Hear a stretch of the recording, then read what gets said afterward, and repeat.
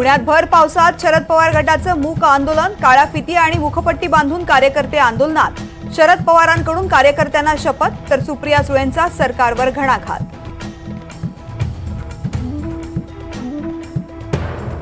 बंदची हाक देताच सरकारनं चेले चपाटे कोर्टात पाठवले। नराधमांना पाठीशी घालण्याचे काम सरकार करतंय। राज्यात घटनाबाह्य सरकार म्हणत उद्धव ठाकरेंचा सरकारवर घणाघात।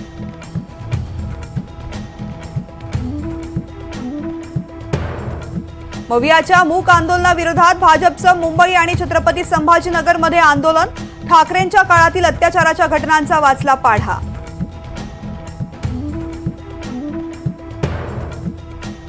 मनसे सगळ्या जागांवर उमेदवार देणार। नागपुरात राज ठाकरेंची माहिती। फडणवीस शिंदेंविरोधातही उमेदवार देणार असल्याची घोषणा।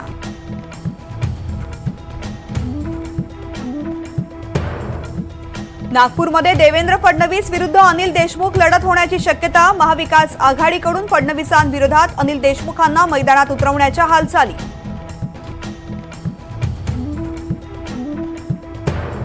आधी बदलापुरात सहानुभूती, मग उल्हासनगरात जाऊन हातावर काढली मेहंदी।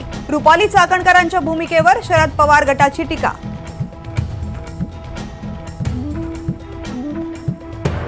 मुख्यमंत्री पदामध्ये रस नाही, परिवर्तनासाठी सत्ता हवी। उद्धव ठाकरेंनी मुख्यमंत्री पदाचा उमेदवार जाहीर करण्याच्या मागणीवर शरद पवारांचं वक्तव्य। राज्यात 2 दिवस मुसळधार पावसाचा इशारा। मुंबईसह कोकणाला ऑरेंज अलर्ट। जळगावात हतनूर धरणाचे 14 दरवाजे उघडले, तर परळी बीड मार्गाला जोडणारा पूल गेला वाहून।